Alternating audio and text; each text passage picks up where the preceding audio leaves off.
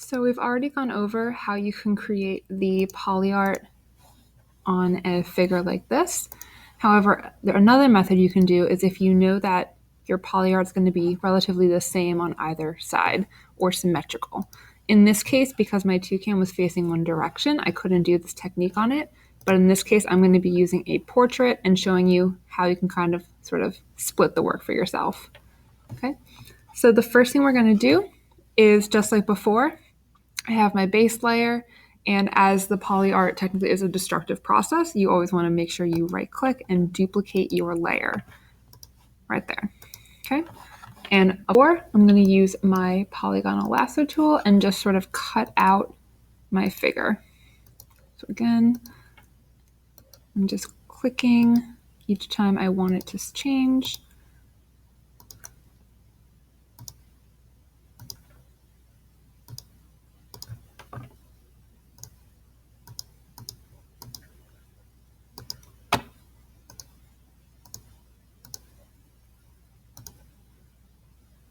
And having some harsh angles is totally fine.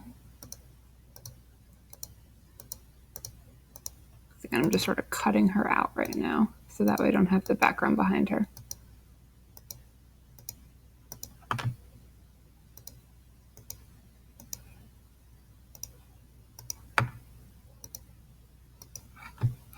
I'm going to go down, down, and then connect it with that little circle like that. Once I have that selected, what I'm actually going to do is I'm going to go to select, inverse to reverse it, and then just clear that out right there. Okay. So as I mentioned before, we couldn't do it with a toucan, but when we look at this picture overall, it's pretty symmetrical, or it means it's very similar or the same on either side. And so to split this up, what I'm going to do first is I'm going to actually click on view, and I can show a grid. And I find this helpful because it helps me sort of divide up the face rather than just sort of eyeballing it.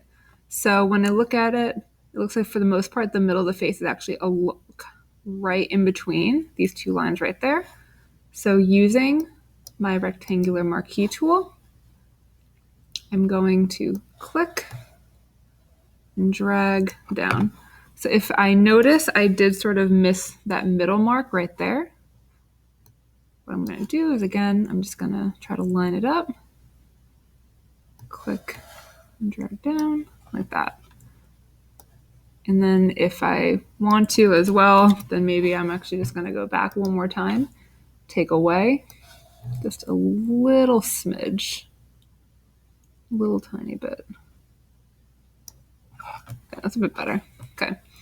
And then just like before, I'm going to delete. So now I only have half of my face.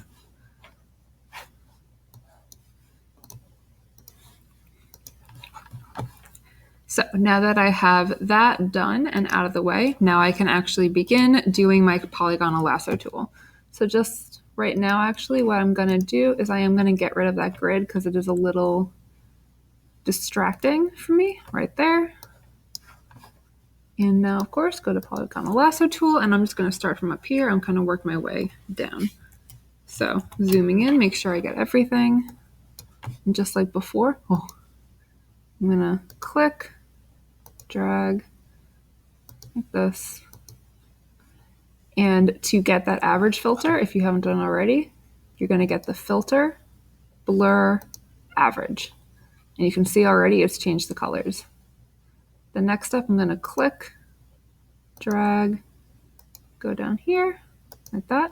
And like I mentioned in the toucan video, instead of having to go back to filter, blur, and average all over again, on your keyboard, you can press Control, Command, F, and it does it for you right there. And just again, like before, you don't have to always do exact triangles. As long as you're doing these sort of block shapes, that should work. And something that I want to just make sure is it's totally no problem if you go on top of it, on top of previous shapes you've made. That's actually going to prevent overlap and missing any pieces. So I'm just going to do this, and I'll come back when I have half of the face all done. Okay, so here I am. I have completed basically creating the basic poly art. What I ended up doing was I got rid of the bottom of it because it was difficult with the text, and instead I sort of just like framed it off like that. As always, just also don't be afraid to zoom in, see if you missed any spots, like maybe here on the ear. Maybe I'll just gonna go back and kind of fix up some of those lines that I missed, and just kind of check for any small sections. But once you're completely done and happy with that, now comes the part in which we're actually going to duplicate and mirror the other side. So like I just mentioned, duplicate this layer right here that we did the poly art on. We're going to right click and duplicate that layer. So basically it doesn't look like much happened, but that layer is actually on top.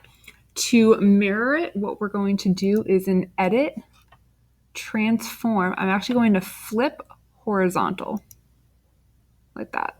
Oh, there she is. And then just using my move tool, I'm gonna move her and just sort of line her up just like that. Perfect. And actually, I noticed that there's some difference on the corner. So what I'm going to do is I'm going to line it up there and then line her up there. Just like that. Perfect. And then, of course, is the background. So thinking about what color background you want, I'm going to choose kind of like a blue that matches her eyes. So I'm going to color select. I'm going to get like that nice teal color, making sure I have a layer on the background. I'm just going to use my brush tool. That.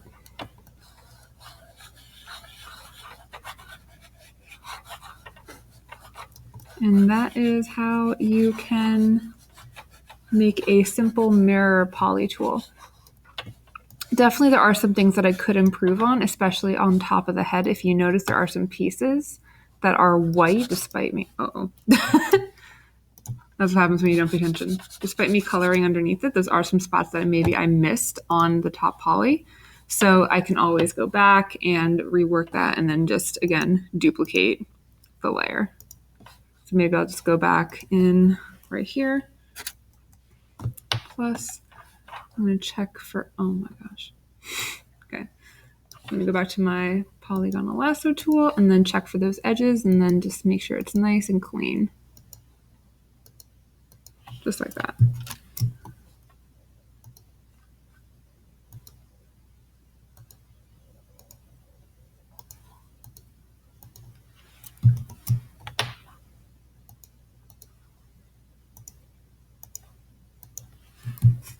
But yeah, so that's basically how you do it. And you can already see the difference between the two.